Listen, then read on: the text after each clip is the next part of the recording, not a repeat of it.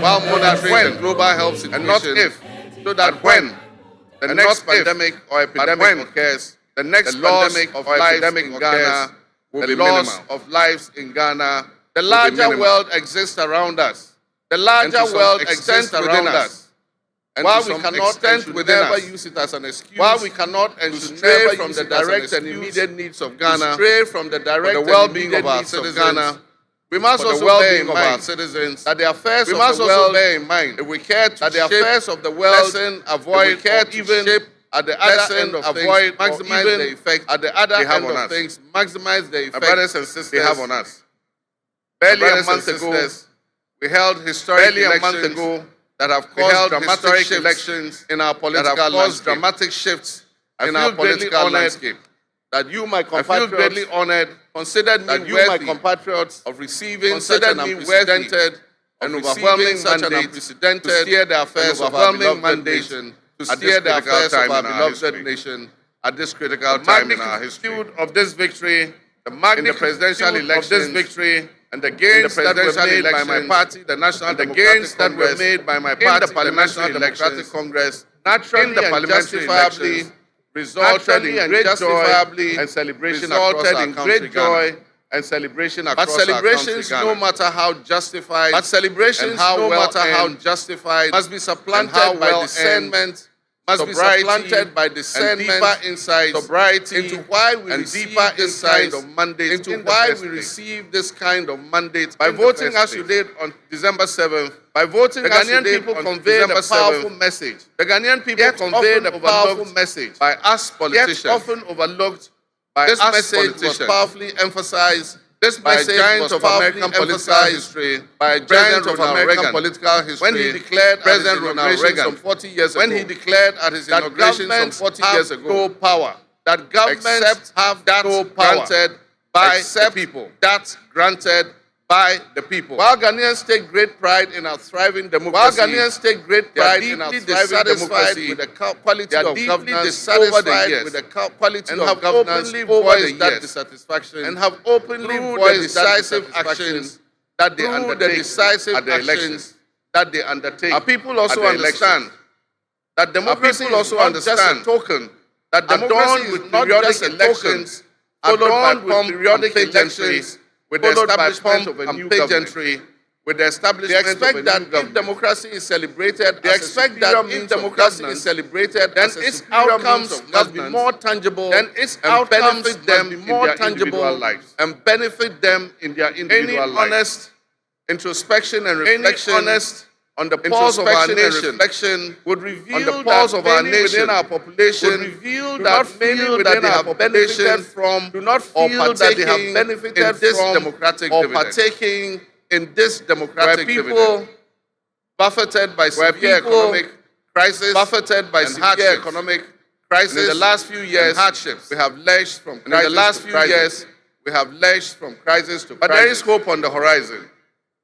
But there is hope on the horizon. Should mark the beginning of a new opportunity. Should mark the beginning of a new opportunity for us to make a difference in our governance and our economic management. In our governance and our economic management. Reset our dear nation Ghana. Reset our dear nation Ghana. To the millions of my fellow countrymen and women, of my fellow countrymen and women, waited in the sun, joined long queues for their turn waited to vote for me, for their turn to vote for me. Thanks. You have my sincerest thanks. My firm, immutable assurance. My firm, immutable assurance will matter is that in the work that I'll do will matter to make a difference in the work that I'll do of this dear nation of ours. In the destiny of this dear nation of ours. Your courage to bring change will not go in vain. To bring change will not go in vain. Born with much promise. Our nation was born that with much promise would seem hazy and in doubt. That promise would seem hazy because of all that has happened in the past. Because of all that has happened. But I urge you, my fellow countrymen, not to be sucked into a state not to be of perpetual pessimism. Into a state of perpetual pessimism. For some time, our country has urgently, with an unwavering desire to get things done. With an unwavering desire to get things done. Assent. I intend to be that assent with your cooperation and your help. With your cooperation and your help. As your next leader, I shall strive as your next leader, sound judgment. I shall strive to be able to make the right calls at the right time. And be able to make the right calls at the right time. And presence of mind to take responsibility for any challenges. Responsibility and be willing to any challenges firmly and timelessly. And be willing to act to resolve the challenges that we face as a nation. Resolve the challenges that we face as a nation. Since the elections, I have read and heard the word elections I have read used many times and heard the word in relation to my presidency. Used many times in relation to my presidency. The citizens of Ghana. And what it should offer the citizens of Ghana. And clearly to you today. I intend to speak and every time and clearly I address you subsequently. And every time I always tell you the truth. I intend to always tell you the circumstances we find ourselves in ourselves in, and even so, I'll be decisive and swift in my action. And even so, I'll be decisive and swift in my efforts on four critical areas. It's economic restoration and stabilization, of the macroeconomic environment. It's the improvement of the business and investment environment. Of the business to ensure investment environment is once again open for business. Is once again open for business. Is governance and constitutional reforms. Is governance and final, but not the least. Is accountability, but not the least. And the fight against corruption. Is accountability and the fight against corruption. My brothers and sisters. Actions have always spoken louder than words. I've always spoken louder than words. Entered into a covenant with that in mind, I have entered into a covenant with you, in which I have enumerated 26 actions, in which I have enumerated that I'll take 26 actions that I'll take within my first 120 days. There is reason for hope. There is every reason for hope.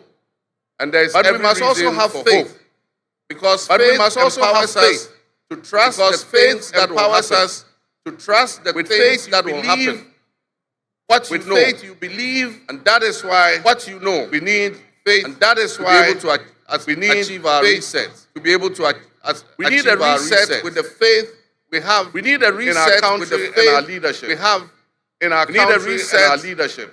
With the faith we have in our institutions. With the faith we need a reset in our institutions. With our faith we need a reset nation Ghana. With our faith, and by that I mean in all of us, because all of us are Ghana. In all of us, because you are Ghana. All of us are Ghana, and I am Ghana. You are Ghana. All of you seated here today, Ghanaian citizens. All of you seated here today, you are Ghanaian citizens. You are Ghana. The people who you are with or near you as you watch this on television, or near your homes or listen on radio, television, or follow on social media, radio, or what follow on social media, are what we call Ghana. I ask that we enter into the covenant. I ask that with the Ghana we all love and the good people of Ghana. With the Ghana we all love and the good people of this dear nation, our country, and I ask make that up this dear nation. A Ghana that you want you envision to live in. A Ghana that you want to live in. Leave behind. A Ghana that children and your grandchildren. To your children and your grandchildren. What can you do to help build that better Ghana that help build